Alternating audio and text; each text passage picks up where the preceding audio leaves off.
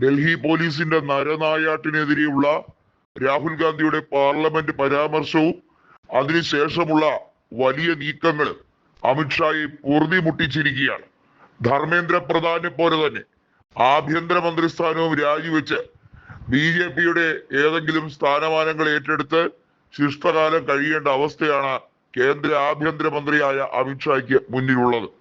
അതെ, കൃത്യമായി പറഞ്ഞു വരുന്നത് ആഭ്യന്തരമന്ത്രി സ്ഥാനം ഏറ്റെടുത്തത് മുതലുള്ള അമിത്ഷായുടെ നീക്കങ്ങളെ ഓരോന്നായി കൃത്യമായി മോണിറ്റർ ചെയ്ത് തന്നെയാണ് രാഹുൽ ഗാന്ധി പ്രസ്താവന ഇറക്കിയിരിക്കുന്നത്.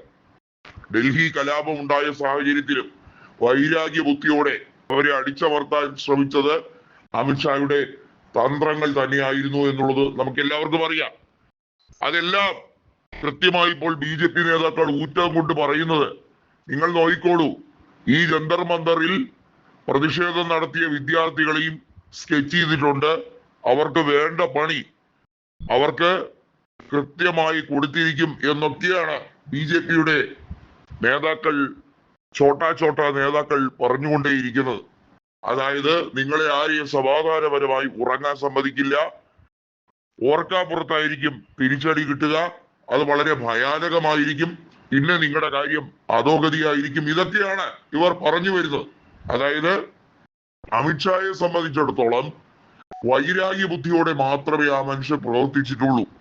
നരേന്ദ്രമോദിയോടൊപ്പം ഗുജറാത്തിലെ ആഭ്യന്തരമന്ത്രി സ്ഥാനം ഏറ്റെടുത്തിരുന്ന കാലത്ത് മുതൽ നരേന്ദ്രമോദിക്ക് വേണ്ടിയും BJP-ക്ക് വേണ്ടിയും അമിത്ഷാ കാട്ടിക്കൂട്ടിയ കാര്യങ്ങളെ കുറിച്ച് കൃത്യമായി എല്ലാവർക്കും അറിയാം.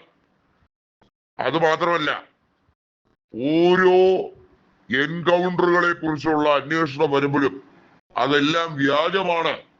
വ്യാജ ഏറ്റുമുട്ടലുകളുടെ ഒരു പരമ്പര തന്നെ അമിത്ഷായുടെ നേതൃത്വത്തിൽ ഭരണത്തിലിരുന്നപ്പോൾ ഉണ്ടായിട്ടുണ്ട് എന്നുള്ളത് കോൺഗ്രസ്സുകാരല്ല, കൃത്യമായും സുബ്രഹ്മണ്യ സ്വാമി അടക്കമുള്ളവർ പറയുന്നുണ്ട്.